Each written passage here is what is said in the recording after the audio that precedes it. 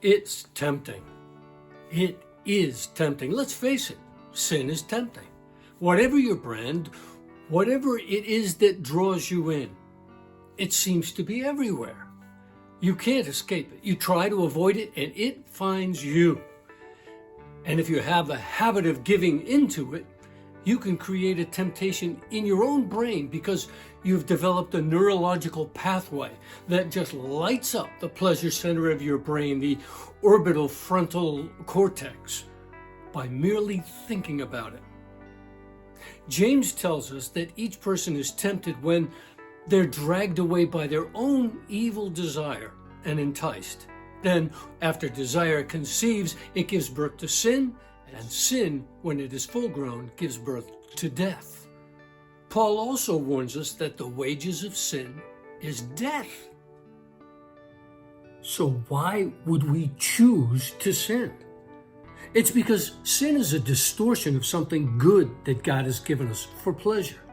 God gave us sex for pleasure in marriage, but we seek it outside of God's design.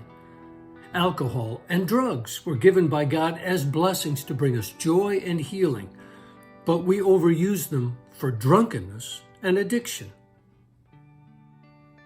What's your poison? Whatever it is, it will have power over you if you allow it. In fact, there are influencers whose sole purpose is to steer you toward your temptations. Do you notice these ads that constantly come up on the internet or on your social media? You go online for a specific purpose but are distracted by those sidebars, and you end up spending a lot of time doing something you never planned to do. That doesn't happen by accident. There are people who are experts at steering you where they want you to go. They're called attention engineers. Their job is to distract you and use temptation to either keep you busy longer so that they can expose you to more ads or to sell you a specific product. They have designed algorithms to study you, find your weaknesses, and exploit them. They've studied the dopamine that your brain releases every time you get a positive response on social media, and they exploit that and feed your addiction to it. Attention engineers have been around for at least 10 years, but they're just beginners. The real master has been around throughout history and is very effective in his work.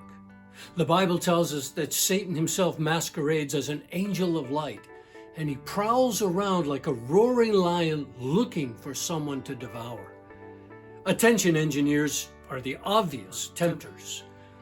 But our struggle is much bigger than that, for our struggle is not against flesh and blood, but against the rulers, against the authorities, against the powers of this dark world, and against the spiritual forces of evil in the heavenly realms.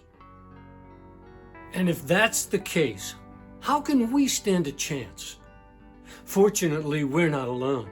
God promises to help us. In fact, He has promised to sanctify us, to purify us and make us holy. When it comes to temptation and sin, we have God's assurance that no temptation has overtaken you except what is common to mankind. And God is faithful. He will not let you be tempted beyond what you can bear. But when you are tempted, He will also provide a way out so that you can endure it. Feeling tempted? Sensing yourself getting drawn in the wrong direction? Turn to God and ask Him to show you the way out.